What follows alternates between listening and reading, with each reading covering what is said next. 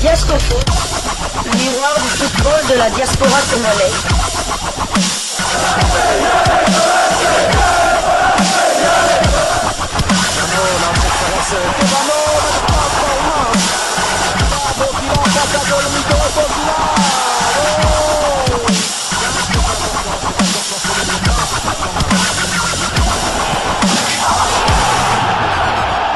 Diasco Foot, le miroir du football de la diaspora congolaise.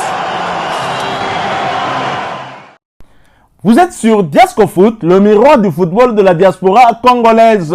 Diasco Foot vous dit bonjour, tout le plaisir est pour nous de vous retrouver, mais surtout de savoir que vous êtes nombreux en train de suivre votre chaîne YouTube dédiée uniquement aux footballeurs de la diaspora congolaise. C'est l'heure de partager avec vous quelques news que nous avons pu récolter pour vous, des news concernant certains de nos internationaux ou des binationaux qui se sont illustrés dans leurs clubs respectifs, et cela dans le cadre de cette troisième livraison sportive de ce samedi 21 septembre 2024, une livraison qui nous conduit du côté de la Belgique. Le Standard de Liège accueillait hier, vendredi soir, l'Union Saint-Gilloise en ouverture de la 8e journée de la Jupiler Pro League, le championnat belge de première division. Invaincu à domicile, le club liégeois s'aligne sans Bates Ngoy. Un certain est donc préservé. En face, l'entraîneur unioniste Pocognoli retrouve une équipe où il avait évolué durant plusieurs saisons. Les adversaires du soir possèdent un point commun. Ils galèrent lorsqu'il s'agit de marquer des buts. La première demi-heure en est l'illustration parfaite. Les 22 acteurs vont ensuite se réveiller. L'envoi de Kwavita aux abords du point de pénalty passe à côté. La double tentative d'Ivanovic est insuffisante et la frappe de Zekiri est trop dangereuse. La préposée ou le préposé au marquoir semble plus que prêt à s'agiter à la 44e minute de jeu. Lorsque Fouzeni hérite d'un excellent ballon dans l'axe, le rapide ailier de l'Union voit sa tentative un peu trop tendre stoppée par Epolo. La deuxième période reprend également sur un rythme plus modeste.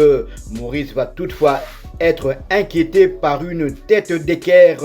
Son équipier il y a encore quelques semaines et par un coup franc à distance de Bulat. À 10 minutes du terme, Epolo s'offre la frayeur de la soirée. Le portier visité dégage le ballon sur les fesses de Fouzeni, venu à sa rencontre.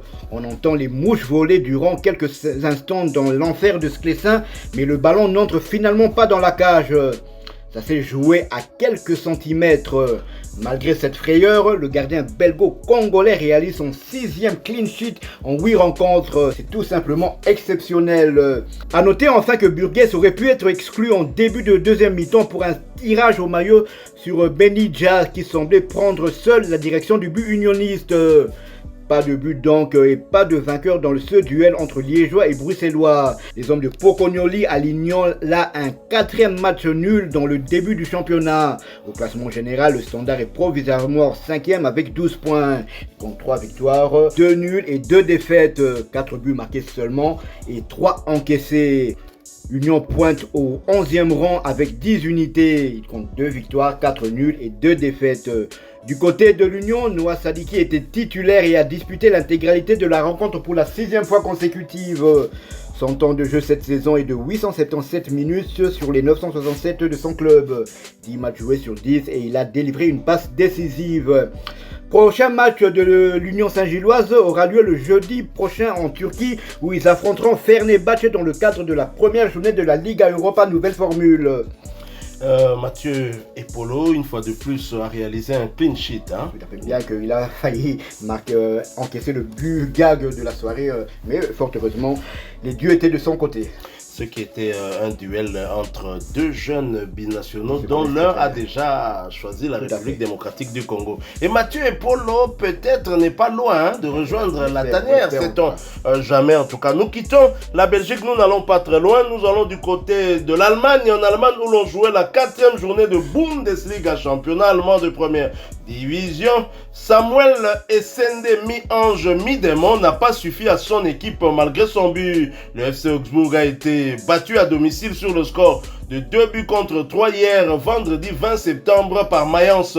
Titulaire, l'attaquant des Léopards de la République démocratique du Congo, Samuel Essende, s'est illustré à la 57e minute en réduisant le score alors que son équipe était menée 1-3. Ce but est son deuxième de la saison en Bundesliga. Score final, 2-3. Samuel Essende titulaire, et cela pour sa 5e fois consécutive, mais il a été malheureusement expulsé à la 70e minute de jeu, ce qui n'a sans doute pas aidé son équipe qui pouvait espérer revenir au score parce qu'en supériorité numérique, car un joueur de Mayence ayant été expulsé plus tôt. Malheureusement, ce rééquilibrage numérique a joué à l'avantage des visiteurs qui étaient visiblement supérieurs dans le jeu à égalité des joueurs sur la pelouse. Samuel Essende a vu son temps de jeu porté à 405 minutes sur les 485 minutes possibles. Il a participé à tous les 5 matchs avec son club, mais devra en tout cas rater le prochain. Et après ce revers, le FC Augsbourg occupe la 11e place de Bundesliga avec 4 points, 1 victoire, 1 nul et 2 défaites. 7 buts inscrits contre 10 encaissés. Et prochain rendez-vous pour Samuel Essende, ses coéquipiers. Le FC Augsbourg cherchera de se relancer lors de la 5e journée en déplacement contre Leipzig. Mais ce sera sans Samuel Essende qui avait écopé d'un carton rouge direct, synonyme d'expulsion. Ce match est prévu pour le samedi 28 septembre 2024 sous le coup de 14h30 de Kinshasa, 15h30 de Goma à l'est de la République démocratique du Congo. C'est dommage pour Samuel Essende qui réalise quand même un très bon début de saison du côté de la Bundesliga. 2 buts marqués en 4 matchs de championnat, donc 50% de réussite, et 1 but marqué en un match de Coupe d'Allemagne. Donc sur les 5 matchs officiels de ce début de saison, il a déjà réalisé 3 buts marqués. Donc c'est une très bonne performance. De la moyenne, ce carton rouge, un mauvais geste de sa part d'ailleurs. On espère le revoir plus tôt et on espère aussi qu'il va vite retrouver son efficacité en équipe nationale. Nous quittons l'Allemagne pour l'Italie où l'on jouait la 6e journée de la Série B. Victoire importante de Cremonese et 1-2 sur le terrain de Catanzaro. Charles Piquel était sur le banc en début de match avant de faire son entrée au jeu dans les arrêts de jeu du match à la 94e minute de jeu. Son temps de jeu cette saison est de 266 minutes sur les 680 de son club. 5 matchs joués sur 7. Cremonense est 2e de la Série B avec 10 points. Il compte 3 victoires, 1 nul et 2 défaites. 8 buts marqués et 5 encaissés. Prochain match de Cremonense aura lieu le mardi 24 septembre. Ils se déplaceront à Cagliari dans le cadre du 2e tour de la Coupe d'Italie. Nous quittons l'Italie, nous allons du côté de la France, en France où l'on jouait la 5e journée de Ligue 1. Dylan Batumbisika et l'AS Saint-Etienne humiliés à Nice. Et l'international congolais n'était pas exempt de tout reproche.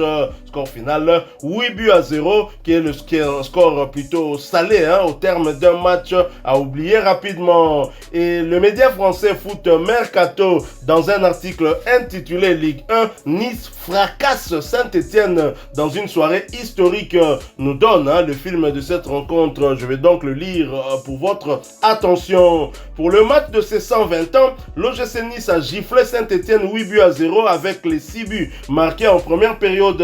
Les Verts ont encore sombré. C'est un match qui restera dans l'histoire de l'OGC Nice. Ce vendredi, dans le cadre de la 5e journée de Ligue 1, les Niçois affrontaient Saint-Etienne pour un match très particulier, celui des 120 ans de l'histoire du club créé en 1904. Il fallait donc marquer le coup pour Nice devant ses supporters à l'Alliance Riviera. Pour ça, le coach Franck Hez décidé de miser sur une équipe offensive avec Moukoko, Guessant et Alicho, alors que Ndombele enchaîné encore en tant que titulaire. De son côté, après un début de saison très compliqué, Saint-Etienne avait montré mieux face à Lille le week-end dernier. Mais la soirée a été complètement chaotique pour les Verts. Et le moins que l'on puisse dire, c'est que Nice en a profité. Il n'a fallu que 4 petites minutes pour voir le premier but de la rencontre. Sur un bon centre de Jonathan Klaus, le malheureux défenseur stéphanois Dylan Batumbisika a dévié le cuir dans son propre but et trompé l'arseneur. Le premier but encaissé par l'ancien gardien de Valenciennes.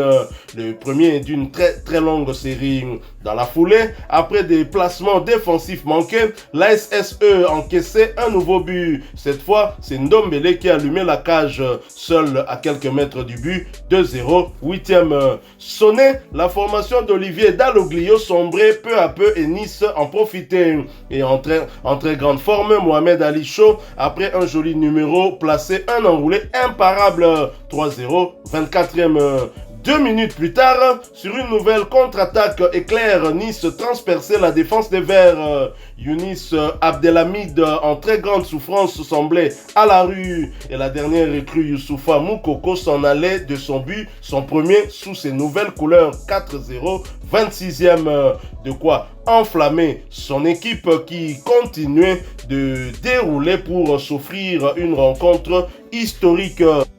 Sous l'eau, le coach des Verts, Olivier Dalloglio, faisait 3 changements à la demi-heure de jeu. Mais sur l'action d'après, Evan Guessam mystifiait Abdelhamid pour le but du 5-0 36e. Le dernier, toujours pas. 3 petites minutes plus tard, Youssoufa Moukoko s'offrait un doublé pour confirmer l'humiliation du jour. 6-0, 39e. Le gym rentrait au vestiaire avec 6 buts d'avance, du jamais vu dans l'histoire de la Ligue 1 au 21e siècle. Dans le second acte, Saint-Etienne revenait avec l'idée de ne pas prendre davantage et Nice ne forçait pas non plus pour enfoncer le clou malgré un public qui poussait pour vivre une soirée encore plus belle.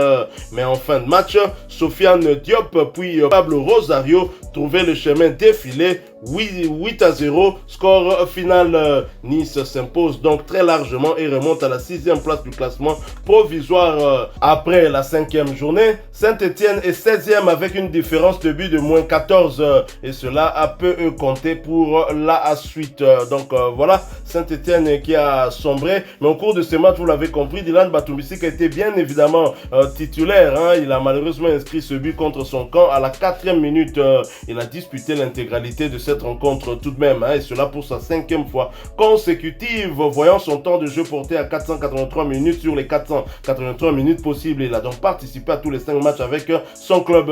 Et après ce revers, la Saint-Etienne campe à la 16e position de Ligue 1 avec 3 petits points, une victoire, 0 nul et 4 défaites, un but inscrit contre 15 encaissé. Et prochain rendez-vous pour la Saint-Etienne, ce sera pour le compte de la 6e journée du même championnat et un déplacement sur le terrain des Canaries pour y affronter le FC Nantes le dimanche 29 septembre 2024 sous le coup de 16h de Kinshasa, 17h heure de Béni à l'est de la République démocratique du Congo. 2 défaites historiques en l'espace de quelques jours pour 2 ex-coéquipiers de Saint-Etienne, justement, Nathanaël Mboukou, qui a reçu une véritable gifle, bien qu'il n'était pas rentré sur il n'avait pas joué une seule minute. 9 buts à 2, c'est le plus gros score d'une équipe en Ligue des Champions. Et là, Saint-Etienne, c'est la plus grosse, le plus de buts encaissés en première mi-temps depuis que la Ligue 1 est Ligue 1. Donc donc c'est vraiment une soirée une semaine cauchemardesque pour nos 2 internationaux congolais. Bon, on espère que Saint-Etienne va vite se reprendre. Évidemment, on pensait que la victoire la semaine dernière face à Lille allait les relancer. Malheureusement, ce n'était qu'un feu de paille c'est la 4e, 5e journée.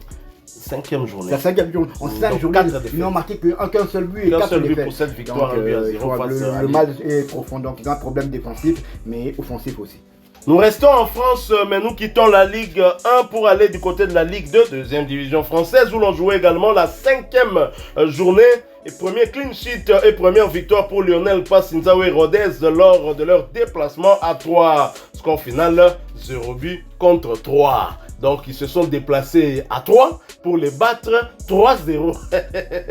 Voilà. Et le média français midilibre.fr, dans un article intitulé Replay 3, Rodez, le RAF récolte enfin sa première victoire de la saison après une belle sortie dans l'aube. Je vais vous lire cet article qui nous redonne ce film intéressant pour la tanière de Léopard, puisque son gardien titulaire lors de la dernière Coupe d'Afrique des Nations, Lionel Passinzaou, blessé du reste à la CAN et qui n'a pas retrouvé sa place des titulaires dans la tanière au détriment de Dimitri Berthaud, très en forme dans la tanière, même s'il n'a pas de temps de jeu du côté de Montpellier. Bonne nouvelle quand même pour lui, puisqu'il réalise un clean sheet dans un match parfait où ils ont su mener au score et l'emporter, 3-0 à l'extérieur qui plus est. Au stade de l'Aube, Rodez est allé chercher sa première victoire contre 3 dans ce duel de mal classé lors de la 5e journée de Ligue 2 ce vendredi 20 septembre 0-3. Rodez n'avait plus le choix et Rodez s'est réveillé face à une équipe de 3 bien fébrile, surtout en défense. Les Ruthénois sont allés chercher une victoire solide pour laisser la dernière place de Ligue 2 à son adversaire. Le RAF est maintenant barragiste mais enclenche surtout une dynamique de confiance avec cette victoire sans encaisser de but. Prochaine échéance dès mardi dans cette semaine à 3 rencontres avec la réception de Laval titulaire. Le gardien international congolais Lionel Passinzao a disputé l'intégralité de cette rencontre pour sa 3e fois consécutive. Voici les statistiques de l'international congolais durant ce match. Il a réussi 2 arrêts décisifs. C'est le premier clean sheet de Lionel Passinzao cette saison. Félicitations à lui. Il a profité d'ailleurs de sa titularisation pour porter à 290 minutes son temps de jeu sur les 482 minutes possibles. Il a participé à 3 des 5 matchs avec son club. Après ce succès, Rodez occupe l'avant-dernière place avec 3 points, 1 victoire, 0 nul et 4 défaites.